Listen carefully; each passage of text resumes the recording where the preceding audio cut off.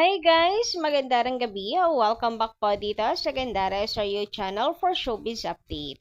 Andito na naman nga po akong muli, nagbabalik. Ang nagmamaganda ninyong kachismosang Kimpa, wala na pong iba, si Gandara, upang magatid sa inyo na latest update and fresh happenings patungkol kay Kim Chiu and Paula Avellino. And ngayon nga sa kabila ng kinakaharap ni Kim Chiu na until now, abay hindi talaga matapos-tapos ang usapin kahit tinutuldukan na ng Showtime, tinutuldukan na ni Kim Chiu at tinutuldukan na rin ng mga fans. Good vibes na nga lang abay ayaw talagang patinag. Grabe, lumalala pa siya as in dahil ang dami pong mga diehard fans na na alam mo yon kung alam niyo lang yung ginawa po kay Kim Chiu, magagalit din kayo. Ako galit na galit nung makita ko yun. Sumusobra na sila.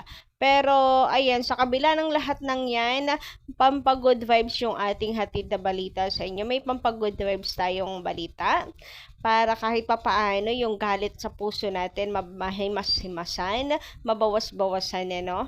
Pero bago po lahat ng yan, sa mga hindi pa nakaka-subscribe dito sa ating channel, maaari lamang na pindutin po ninyo ang subscribe button at notification bell na nandyan sa baba para maging updated po kayo at ma-notify tuwing may bago tayong chika at balita hinggil sa Kim Pao. Basta mga balita na may kinalaman kay Kim Chiu at Paula Avellino, sagot na po natin yan.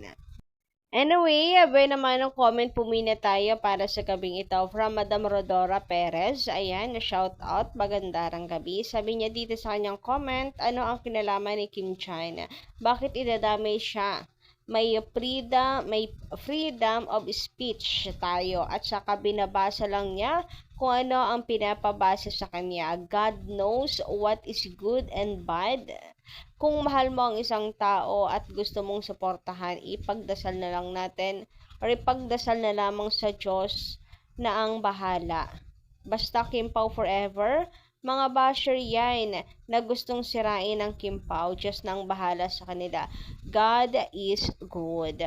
Actually, tuwan-tuwa ang mga basher ngayon ni Kimi kasi feeling nila nakaganti sila kay Kim Chiu kasi, guys, casual mga casual netizens din tumitira kay Kim Chiu ngayon. And guys, sinasabi ko sa inyo, grabe na yung pambabastos ngayon kay Kimi. Nakakagigil na. Alam mo, hindi maaring magsawalang kibo tayo Kinakailangan may magawa rin tayo, guys. Kasi ibang level na to. Nakita niyo na ba yung sa Julie? Grabe yon. As in, nakaka-high blood din. Umaabot na sila sa ganun. Ano ba naman kinalaman ni Kim Chiu dyan sa issue na yan, sus ko, kahit paulit-ulitin kong pakinggan, salitang deserve lang yung kanilang pinanghahawakan. Pero buong mensahe, napakalayo. May salita lang na deserve. Pati nga ako ngayon tuloy nag-aalinlangan magsalita ng deserve. Grabe. Isang malaking kasalanan na ba ngayon na magsalita ng deserve? Grabehan niya, may nabasa pa nga ako.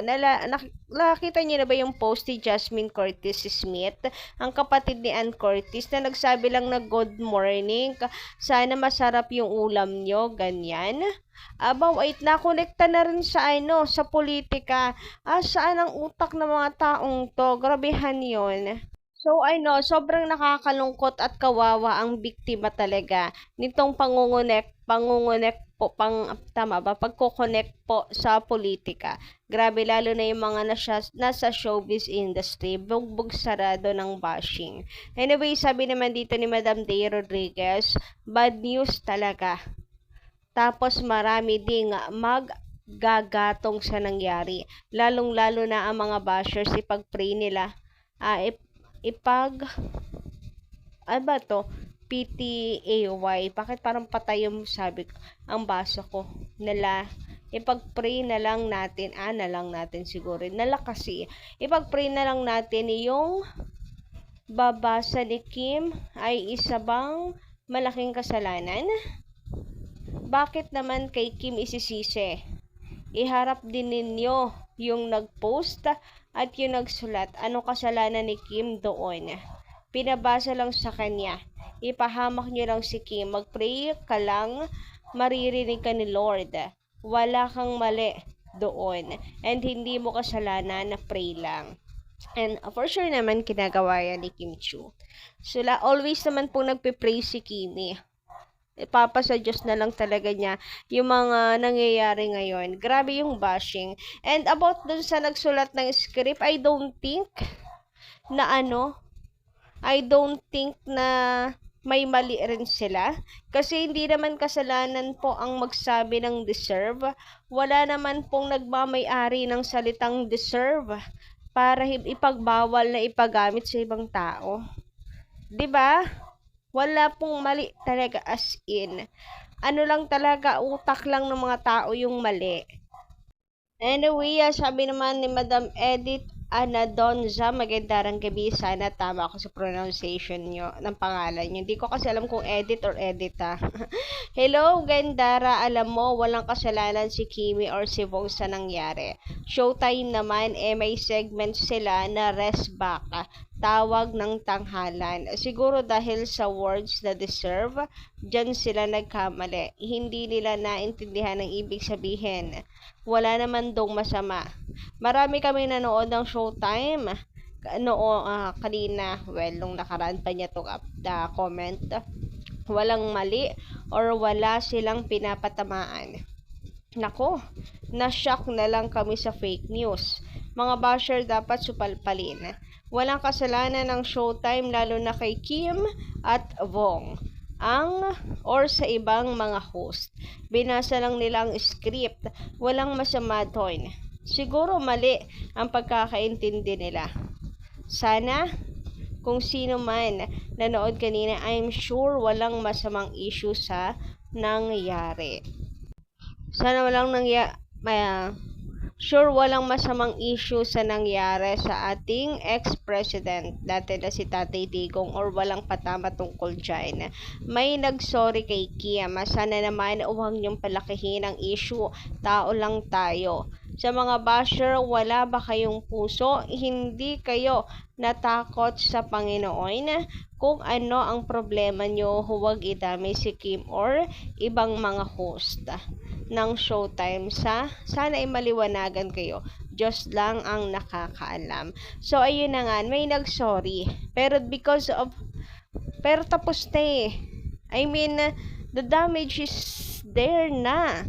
Hindi na kayang puksain at madadala sa sorry niya. Kasi, dahil sa post na yon, kalat na to ngayon, hindi makakalimutan just because nag-sorry na. Kasi ang dami nang nakikigatong. Ang dami nang babatikos ngayon kay Kim Chiu. As in, gumagrabe pa talaga. Kung bakit ba naman napakamalapitin ni Kim Chiu sa bashing, napakabuti naman niya. Siguro ganun talaga pag mabuting tao, no? Lagi pong sinusubok ng Panginoon. And of course, dahil tayo po ay fan at nagmamahal kay Kim, hindi maiwasan na tayo masaktan at kumbaga ay makasama sa laban na to ni Kim Chiu. Madamay na rin at the same time kasi nandito tayo to defend her. Anyway, good news naman nga tayo ngayon guys, since napakagulo ngayon ng mundo ni Kim sa show business dahil sa panibagong dagok na to sa kanya, another pagsubok ng Panginoon sa kanya. Eto si Paolo Abilino mukhang nag-iisip na sila'y magbakasyon muna, lalo na after ng movie.